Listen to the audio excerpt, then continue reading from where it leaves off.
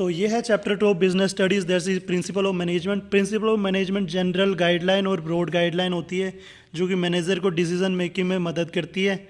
Features देख लेते हैं इनके। सबसे पहले यूनिवर्सल एप्लीकेबिलिटी होती है इनकी, जनरल गाइडलाइंस होती है, प्रैक्टिस और एक्सपेरिमेंटेशन से बनती है, फ्लेक्सिबिलिटी होती है इनमें, मेनली बिहेवियरल इन नेचर होती है, relationship between cause and effect और कॉन्टिजेंट होती है, मतलब वेरी करती है सिचुएशन टू सिचुएशन। उसके बाद सिग्निफिकेंस या importance of management, provide useful insight to manager, optimum utilisation of resources, scientific decision लेने में मदद करती है, चेंजिंग एनवायरमेंटल रिक्वायरमेंट के हिसाब से बदल जाती है, मतलब डायनामिक, और fulfilling social responsibility, management, training, education and research, इन सब में मदद करता है।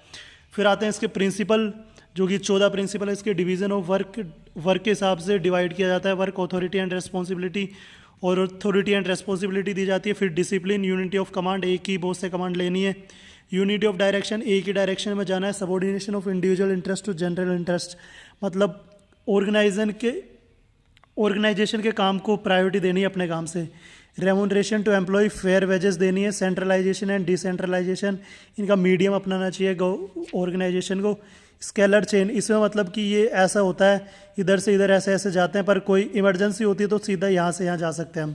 ऑर्डर, हर चीज़ को प्रॉपर ऑर्डर होना चाहिए और ऑर्डर के हिसाब से वो रखी रहनी चाहिए। इक्विटी, सबको इक्विटी देनी चाहिए, किसी को हमें जेंडर वगैरह के उससे बायस नहीं होना चाहिए। स्टेबिलिटी ऑफ पर्सोनल, मतलब एक एम्प्लॉय को ट्रांसफ़र नहीं करना फ्रीक्वेंट, उसको थोड़ा टिकने देना है। इनिशिएटिव, एम्प्लॉय के सजेशन वगैरह लेने। एस्पेरिट डी कॉप्स, मतलब आई की जगह वी यूज़ करना है। फिर साइंटिफिक मैनेजमेंट पे आ जाते हैं। ये है features of scientific management, scientific approach से बने हैं, bring complete mental change, discard traditional management, improves efficiency of workers.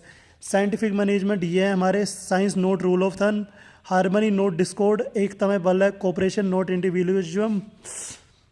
फिर आती है techniques, route clerk, instruction clerk, time clerk, planning clerk, और ये 4 बॉस है, 4 ये इनका प्लानिंग का काम होता है, ये एग्जीक्यूशन का। उसके बाद ये हमारे इनके लास्ट चीज़, standardisation of work, simplification, method study, motion study. Method study मतलब method study finding one best way of doing work. Motion study unproductive movements को हटाते हैं। टाइम स्टडी, एक काम को करने में कितना टाइम ले रहा है। फटीग स्टडी रेस्ट इंटरवल्स को डिटरमाइन करता है। डिफरेंशियल पीस वेज सिस्टम, मतलब जो जैसा काम कर रहा है, कोई ज़्यादा काम कर रहा है उसको ज़्यादा वो देनी है सैलरी, और कम को कम। मेंटल रिवोल्यूशन लाता है। और ये तो यही था चैप्टर। 1 मिनट 3 मिनट में कवर करना होता है तो थोड़ी जवान फड़फड़ा जाती है गाइस, उसके लिए माफ़ी।